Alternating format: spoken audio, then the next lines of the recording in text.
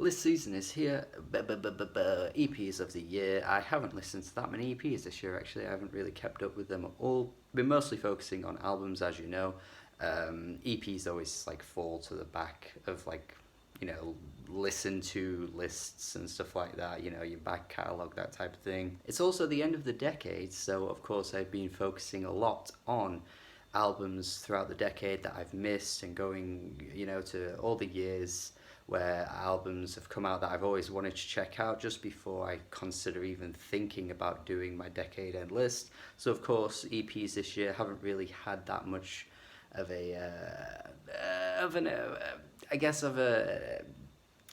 focus, but I do have 5 here that I want to shine a light on, and these are all very, very good, so I couldn't just ignore the list completely. Technically 7 actually, because I will start off with 2 honourable mentions. First of all, Lim Kim, not to be confused with Lil Kim, and as predicted, people did start to do that with Lim Kim. They thought this was actually Lil Kim, but it is not. She's a K-pop artist who has completely reinvented her sound with this EP. It's like, deconstructed club, wonky type stuff. It's all over the place. It's a really, really banging EP, very much in the vein of stuff like you'd hear from MIA, I guess, from the Eastern world, I suppose, in this sense for Lim Kim. So if you're into any of the things I just said there, please check this out. Then my next honourable mention will be my boy Vale Smith, Buffalo staple. You should be watching his videos because they are friggin' great. He also makes music that you should be checking out. You should be checking out if you didn't know that he was making music, because he's dropping some really good stuff at the moment. The Origami album that came out too, definitely check that out as well. I'm just excited to see where he goes, honestly. He keeps progressing with each release, and I think he's on his way to dropping something truly great one day. And now for the official top 5. Make sure you check out those honourable mentions, as I just said.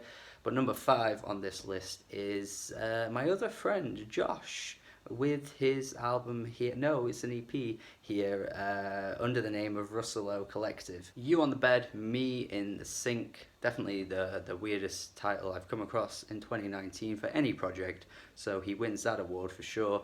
And yeah, I'm just really digging this, man. Like, it's just some really replayable ambient type stuff with a bit of a techno vibe as well. There's a Nick Cave sample on here, I think, which is pretty cool. Again, just similarly to Vale Smith, just another artist I'm really intrigued to see where things go, because of course they are my friends, so I'm trying not to show bias just because they're my friends, but they genuinely are just very, very talented artists. And yeah, I found this Russell Collective EP to be very, very strong. It actually worked quite nicely for a running project too, so if you ever want to go on a run, I'd stick on this. This is pretty decent running shit right here. Number 4, Kilo Kish. You may know Kilo Kish for her features on Vince Staples' work. She's collaborated quite a few times with Vince Staples, but I've never really checked out what she is doing, what she is all about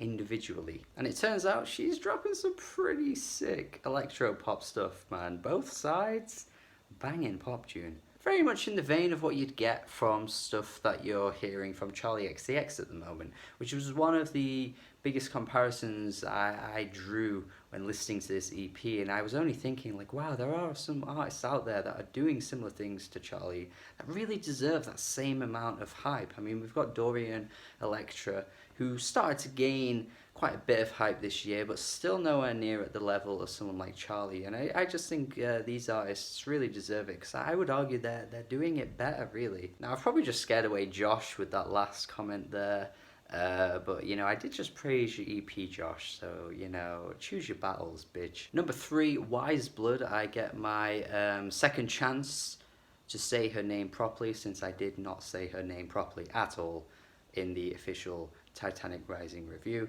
And speaking of Titanic Rising, this is just a few tracks from the album in, I guess, an acoustic live setting, as you could even call it acoustic, really, because a lot of the tracks had a very similar sound to what she's going for on here, but they're just stripped down, and they're beautiful. Obviously they're beautiful. She just has a wonderful voice that you couldn't not say no to in a live setting. What makes this worse, listening to this EP, is that she played near me, and I just stumbled across seeing like her post about it on social media, like, oh, blah blah blah, I've just played here, it was a great show, and I was like, I could have gone to this. I was free, I was at home doing nothing, I didn't even know she played, so that was the worst day of my life. But yeah, beautiful EP here. Just again, I guess you're just getting what you've already got on the album, but just slightly a bit more like, claustrophobic. You feel everything hitting you, whereas everything on the album was a bit more grandiose. So I feel like you should be checking this EP out if you haven't already. Number 2 is Maxo, Lil Big Man. Now you might be surprised to see this here, because this was one of my earliest like loved albums of the year. Because at the time I thought it was an album, but it's actually an EP. So yeah, it lands on the EP list at number 2. Little did I know it was an EP at the time. It's like 30 minutes, there's like 10 tracks or something on there. It just looked like an album. I thought it was categorized as an album. Turns out it's an EP. Whatever. Now, if you're interested in any of the current wave of the abstract hip-hop artists, your Earls, your Mikes, your Mavis, your Medhanes, if that's how you say Medhane, any other names that have been floating around in that realm, then you should definitely check out Maxo. He's definitely one of my favorites to come out of this current style of hip hop at the moment that's starting to get really quite popular. He's not dropping anything on the level of some rap songs with this, but I do think in his own right, he's actually topping some of the other names that I just mentioned there, because I just find his laid back, chilled out, kind of like, easygoing style really, really likable. His lyrics are good though, to be honest, but he's not really on the level of a Mavi, I wouldn't say. Mavi's really getting that nailed with like the introspection with his lyrics. But yeah, I still think it is a really, really nice, easy breezy listen. And my number one EP of the year 2019, IU with Love Poem. I did in fact review this very recently, so some of you may not be surprised to see this at all, but in fact it is my EP of the year. It is just so great. I think the first 3 tracks being like the really great pop songs, and then the final 3 tracks going into the more ballad type stuff, is a really nice way to split an EP, I think. Even if that one ballad in the middle of the 2 ballads isn't as strong as those 2, but those 2 are so strong, and the first 3 pop songs are just so damn good that it just cannot not be my EP of the year. Blooming is fantastic. What a great track that is. If you're looking for some like K-pop leaning type stuff that isn't as big and as bombastic as some of the stuff you're hearing from the mainstream realms, then you should be definitely checking this out. I'm definitely starting to get more to grips with the genre, and I'm really happy to be finding artists like IU who have such a great vocal presence and such a great personality to them, while also keeping the songs incredibly strong. Yeah, this is EP of the year. So yeah, that's it. Thank you for watching my list. Hopefully you agree with me on some of these picks. Hopefully you check the ones out that you don't know. Tell me your EPs of the year. I'm sure some of you will have different picks. I'm sure Earl will be one that crops up on a lot of people's lists. That Kero Kero Benito EP probably for other people too.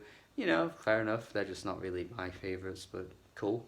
More lists on the way, of course. Hopefully you're excited for them, as I am. I'm very excited to be dropping these lists. It's all coming. Thank you for watching this video. Have a good day.